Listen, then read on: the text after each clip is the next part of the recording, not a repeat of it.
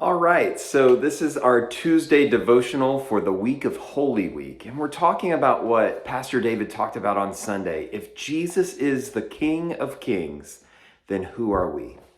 And gave some great analogies. If you haven't watched that yet, I really encourage you to go check it out. But I wanted to talk about the early church for just a minute and their relationship to the King of Kings. Imagine you're living in a society where being a follower of Jesus could get you killed.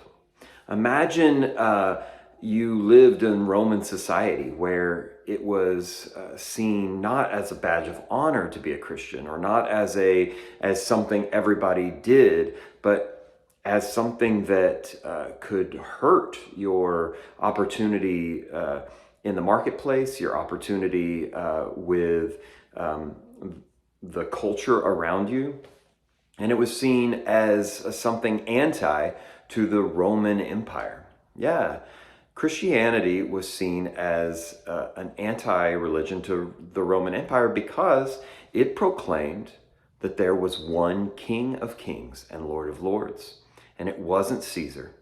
It wasn't. It wasn't a nation.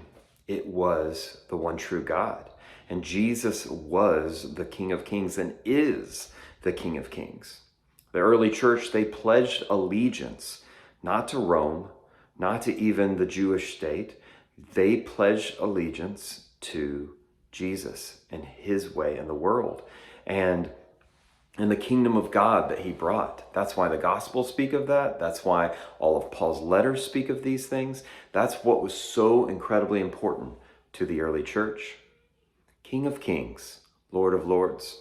And so my question for us today is, where does our allegiance lie?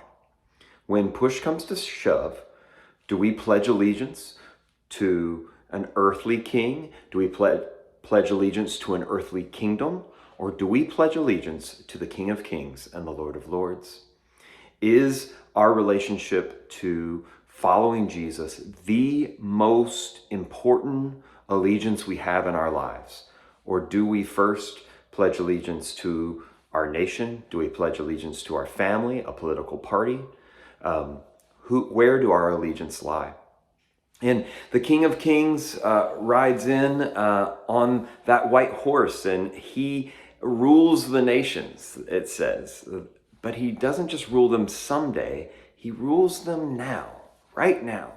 And we have an opportunity to choose the way of the world, or an opportunity to choose the way of Christ.